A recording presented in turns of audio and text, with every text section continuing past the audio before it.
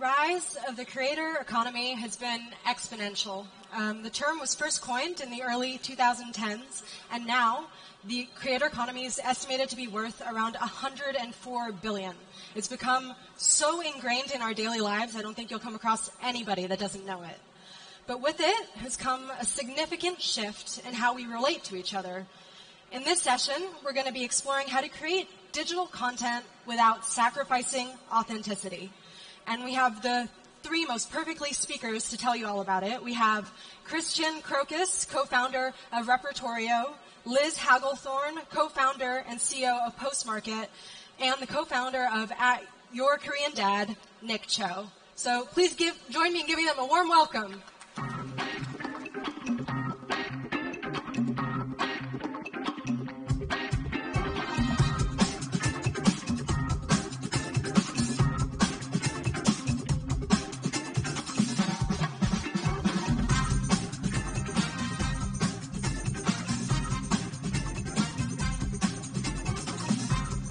Hey, hello guys, how are you?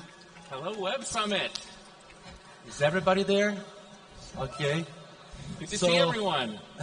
So let's jump here because we just have 18 minutes, so there's a lot to talk with these guys.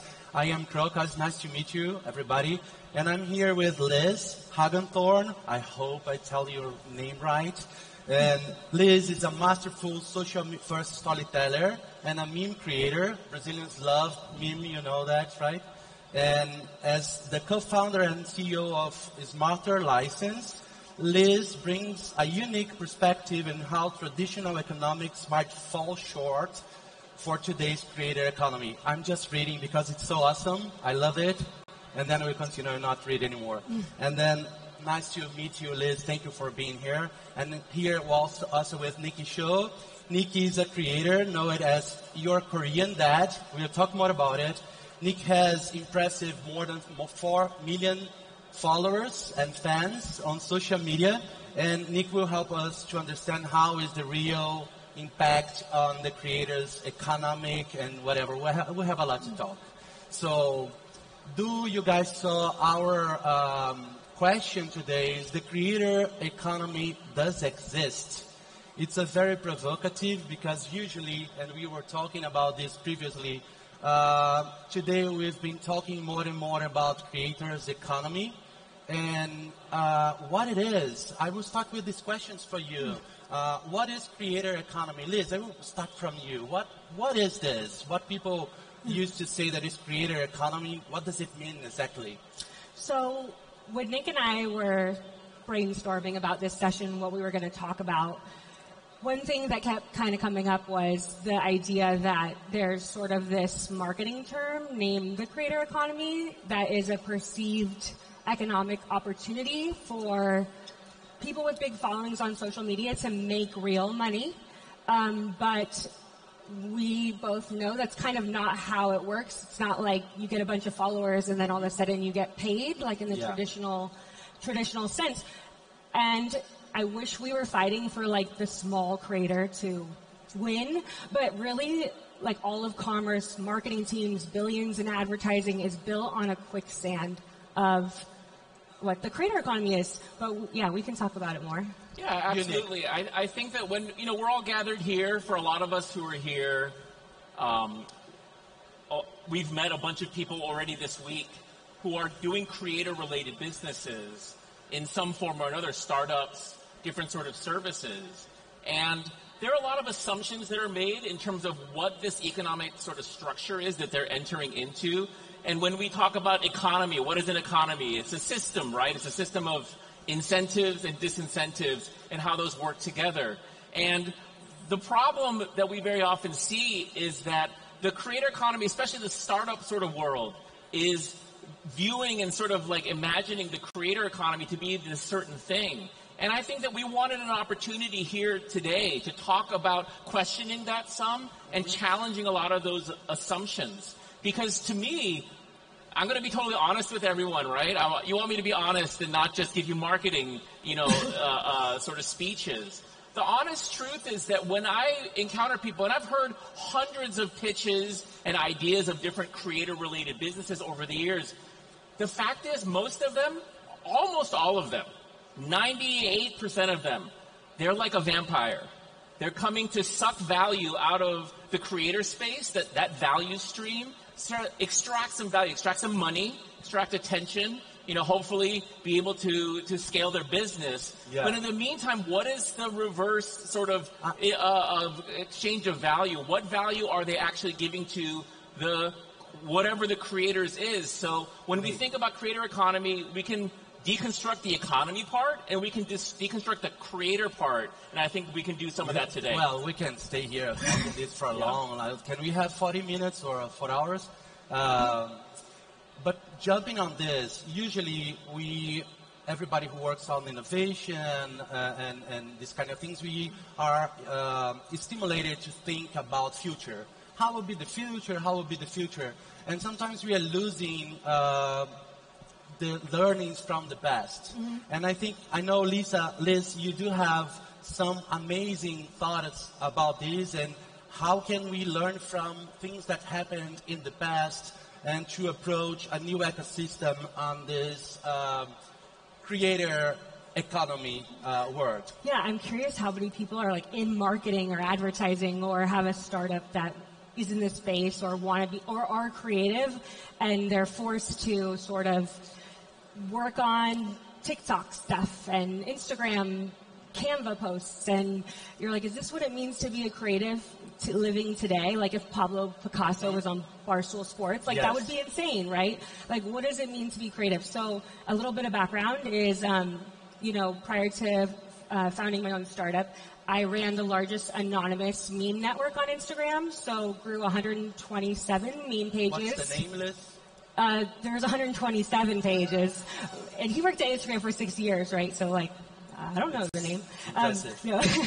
There's 300 million followers, right? So imagine waking up and being like, what are you going to post? You have 300 million followers now. What are you going to say?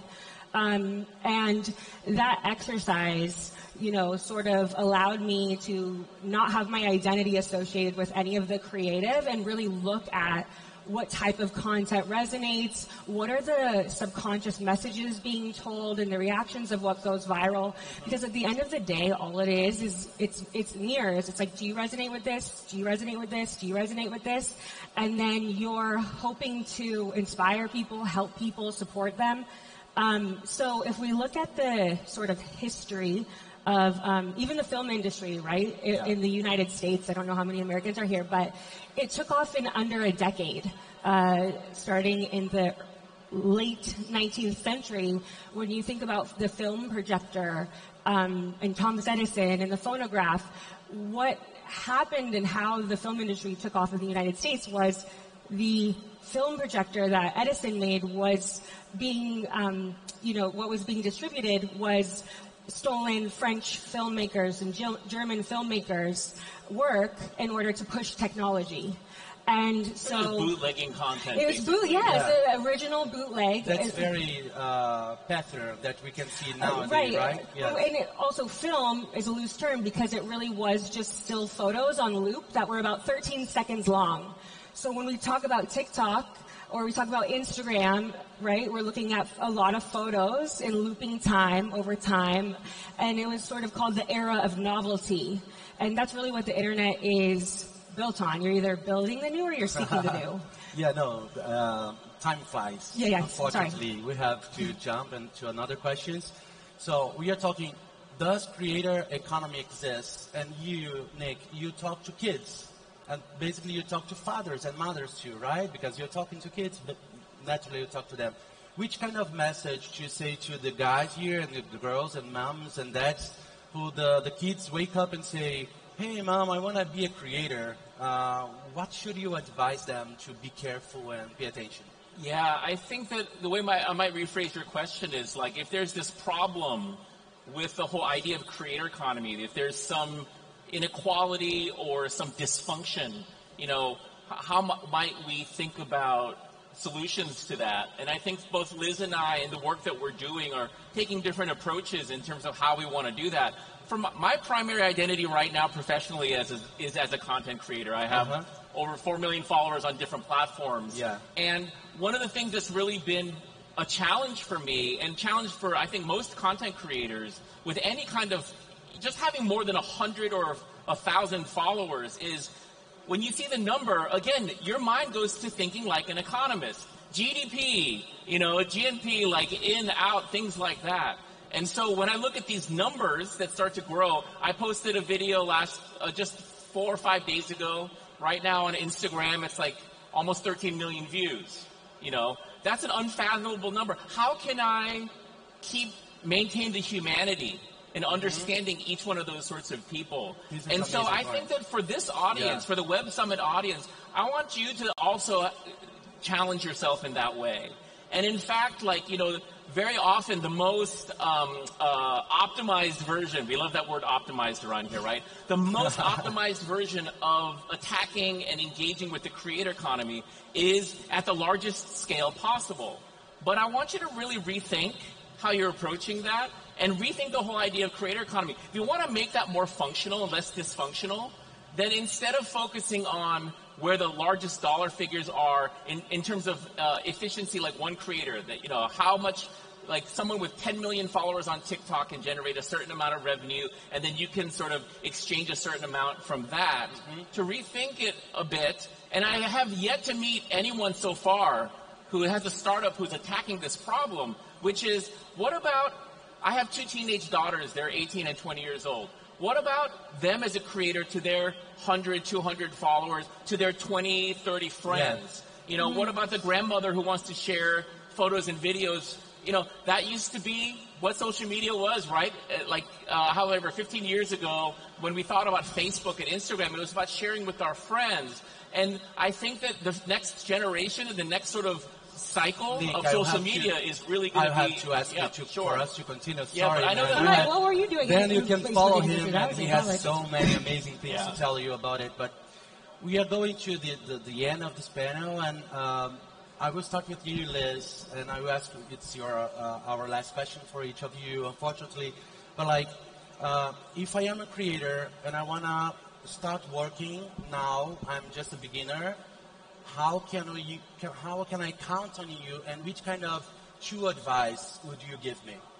Yeah, I think it would be, as Nick mentioned, cultivating, letting go of all the scale and really creating safe spaces where magic can happen. There's a study that in times of crisis, we're 55% less creative when we don't feel safe. A lot of women can relate to that. And I think the larger the platform, the less safe we feel to express ourselves or have a safe space to talk and get things wrong. Make mistakes, really, and not have the whole world watching us try to become a creator. It's really about just creating formats within your life, whether it's a group chat, whether it's a dinner series once a month, just getting cool people that you met here, once a month on a Zoom, just the coolest people you met, and tell them to bring someone. That's where the magic happens, where there's no pressure.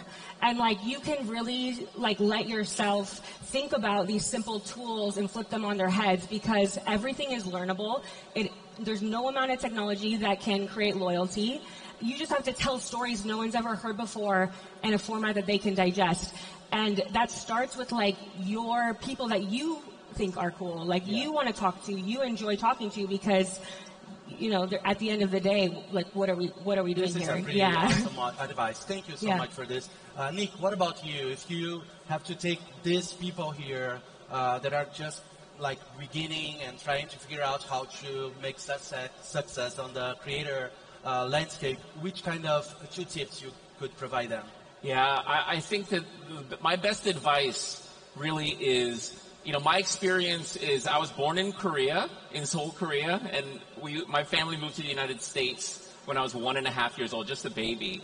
And when I think about social media platforms, I feel like the people who are the most successful really learn how to essentially immigrate to a new culture. Each one of these platforms is its own culture.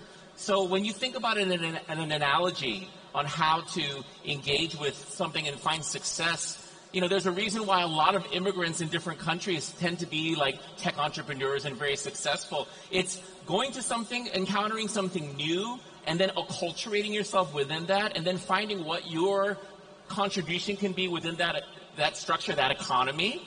I think is in many ways the pathway. That's a very sort of vague, emotional kind of answer. You know, I can't say, make 10 TikToks a day for 30 days in a row. Wear a white t-shirt, white background, pops are red, you know, like there's some of that stuff, like, you know, but it's not fun. Listening this all the time, right? Yeah. So you have to follow this and this magic formula and whatever. And I think the market now is getting in a moment that it's very needing to be professional, as we saw in the past and learned from the past with other careers that we had to imagine when was the first lawyer? How was it? When I decided, we have to create this lawyer professionalization, whatever. It existed. So it never existed. So it's now the moment for the creators and the full economy and the full ecosystem to bring this up. I help you. I thank you guys. But who is the Mr. Beast of lawyers, right? There's no. It doesn't work that way. That's another way we need to develop this too, right? Yeah. I think as creator, as a transversal, like as almost as a language, where you have everybody here needs to learn. Do we have to learn English, Spanish, and other language? We need to learn language, the creator language. So that's my opinion. But you both. Let's use the last minute. Yeah. Quick, fast. I would say, learn how to create fine-tuning data sets. It's not that hard. It's just a CSV file, and if you have nuance, please learn it. It's not hard, I promise you. I think it will be fun just to learn. If anyone wants to learn, find me after. We can start a little WhatsApp group and learn together. The more people who start to learn this stuff, it'll just be fun. You hear these people talk about AI, it'll be fun. Have fun, right? Yeah, Unique. Yeah, for me, I'm very biased because of the kind of content I make. I'm less concerned with being viral and being famous. It's more about how can I maximize positive impact through my channel, through what I'm doing, and I would encourage everyone to really be thinking about the same, whether it's content or in the companies that you're working in. Okay, so I really appreciate here. I really could be here forever, talking to you about this topic. How we hang out. Let's continue there. Yeah. But what I will say to you guys, finishing here, thank you for being here with us, and take a moment to do a research about what is creator economy actually, and how can you provide a real nice impact, not to do the same mistakes we did in the past, but learning with these mistakes to make something more healthy, better, and get funny his phone for number everybody. that you don't have and tag each other. Bye-bye. Thank you so much, guys. Thank you, everyone. Thank you.